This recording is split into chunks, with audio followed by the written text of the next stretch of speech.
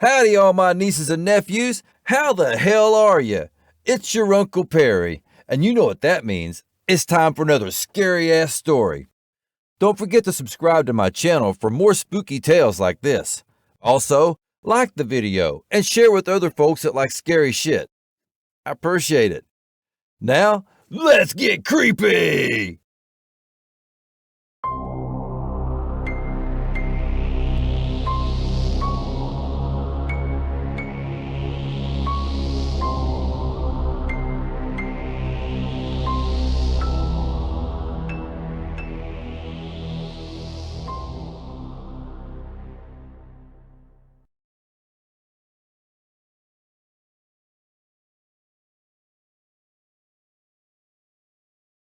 My Experience in a Haunted Mansion, based on a true story, by Uncle Perry and Aunt Renee. Back in 1984, I lived in a 130-year-old, 18-room furnished Victorian mansion in the rural part of South Carolina. It was owned by the same family for all those years, but hard times fell on the family, and they had to start renting out the place. The house was in disrepair and desperately needed some TLC.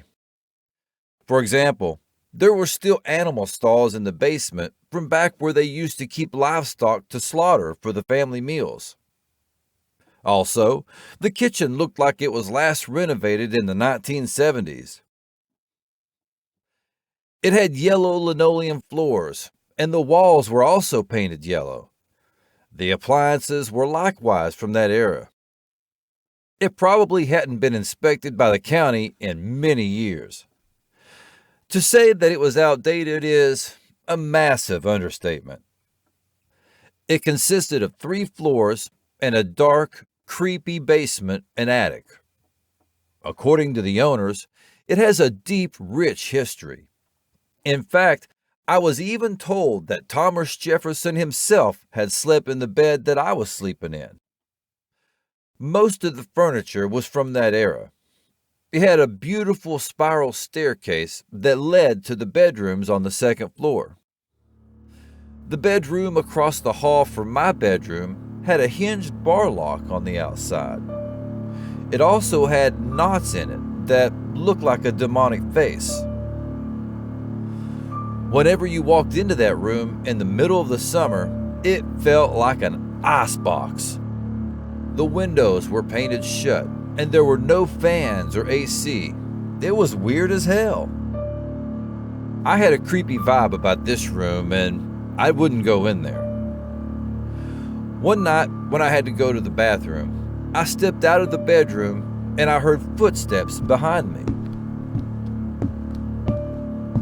I looked behind me and didn't see anyone. I freaked out and ran towards the bathroom, terrified. At the same time, I heard footsteps running down the stairs from the attic towards me. I made it to the bathroom out of breath. There was no one to come to my aid. After hunkering down for I don't know how long, I finally worked up the courage to return to my bedroom for some much-needed rest.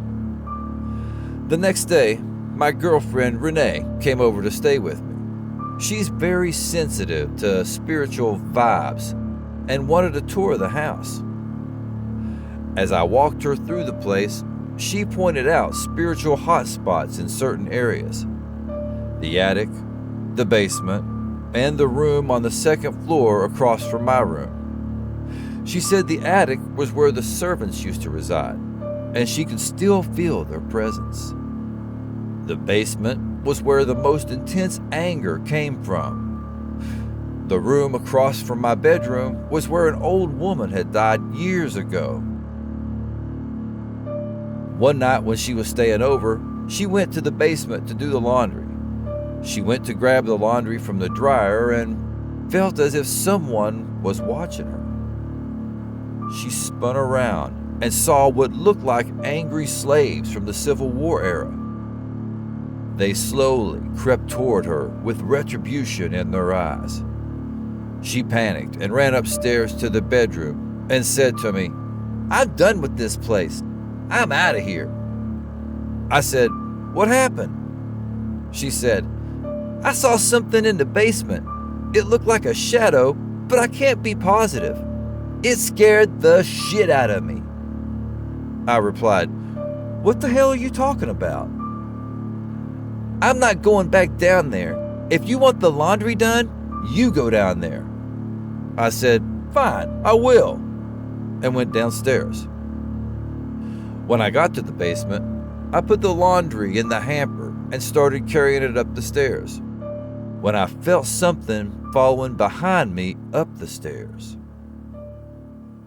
I turned around and saw something following me. It was gray and cloudy and getting closer.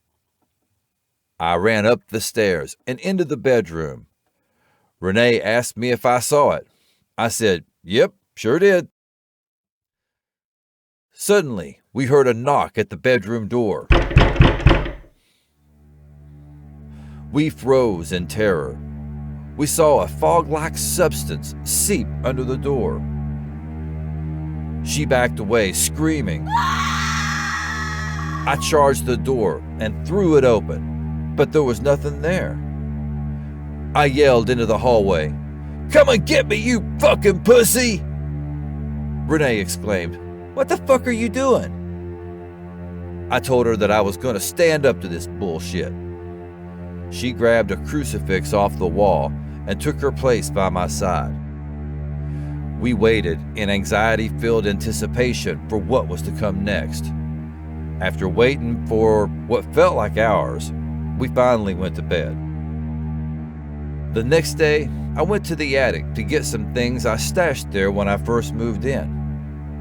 As I climbed the stairs, I heard movement.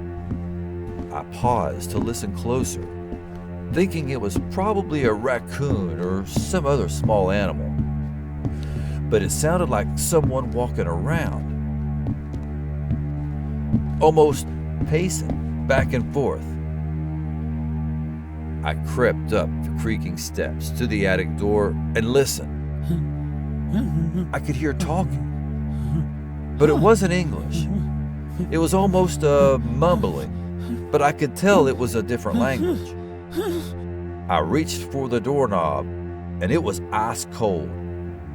Abruptly, the doorknob turned on its own and flew open so hard it smashed into the wall. My natural reaction was to get into a defensive posture. I was ready to kick the intruder's ass. I looked around the huge multi-roomed loft. Dust was flying everywhere. It was obvious that no one, other than me, had been up there in a while. Several pieces of furniture from a bygone era were covered in sheets. I located the boxes I was looking for, but they had been moved from where I had last put them. The dust on the floor showed that they had been slid to a different position. I looked under the sheets just to make sure there were no trespassers under them. I found no one. Also, there were no footprints in the dust, human or animal. I scratched my head in bewilderment, but shrugged it off and grabbed my things and went back downstairs. I asked Renee if she had been in the attic. She said no. I told her what had happened, and she got a little freaked out. At that point, she stated that the house is haunted. She asked me if I knew the history of the house. I said, I didn't think about it until now. I'll definitely have to ask the landlord about it when we deliver the next rent check. Later on, while we were watching Amazing Race in the living room, we heard some noises on the floor above us. It was the pitter-patter of little feet scampering back and forth. We looked at each other in horrified wonder. I jumped up and bounded up the steps, 2 steps at a time. When I reached the landing, I saw small wet footprints going up and down the hallway like that of a child. I tracked the footsteps back to the bathroom. When I got there, the water was running in the clawfoot tub. When I reached to turn the water off, I saw a small boy laying in the bottom of the tub, submerged in the water. His eyes were open, but staring up blankly. He was blue and badly bloated. I screamed, "Holy shit!" I stumbled backwards and ran into the sink in horror, knocking several things to the floor. Renee heard the commotion and ran upstairs.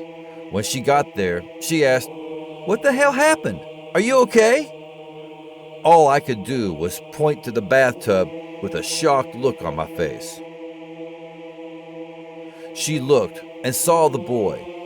Renee said she saw the boy on her initial tour of the house. Thinking he was just a boy, she didn't say anything about him. She turned off the water, drained the tub, and the boy disappeared.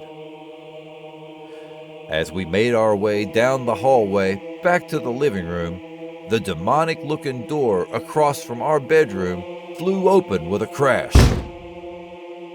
Startled, we ran towards the room. When we got to the doorway, there was a cold wind whipping around the room like a tornado. Furniture was getting thrown everywhere. In the middle of the room was an apparition of an old cackling hag. She was levitating and reaching out with her long, talon-like hands towards us. Unexpectedly, the door slammed in our face. We looked at each other in utter horror. We simultaneously said, "Nope," and ran to the car, fearing for our lives. I immediately drove to the landlord's house to break the lease. When I explained why, he didn't act surprised and told me that he's always had a hard time keeping tenants longer than a month. I asked what's the story about the place. The landlord went on to say, with the house being so old, there have been many deaths inside it. He said the actual number is unknown, but there seems to be 4 main areas that the spirits inhabit. The basement was where slaves from the Civil War were imprisoned, beaten, and starved to death.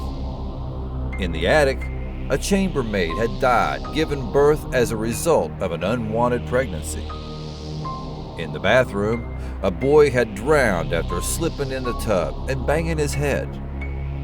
And in the demonic door bedroom, a crazy grandmother was locked in the room because the family thought she was possessed. When a priest was brought in to do an exorcism, it went sideways and she died as a result. I asked the landlord why he didn't tell me about this in the first place. He said, "If I did, would you have signed the lease?" I said, "Of course not." He had no issue with giving me my security deposit back, but kept the last month's rent I paid up front. He said it's going to take at least that long to get someone else to move in. From now on, I know there are going to be certain questions I ask every landlord before I sign a lease.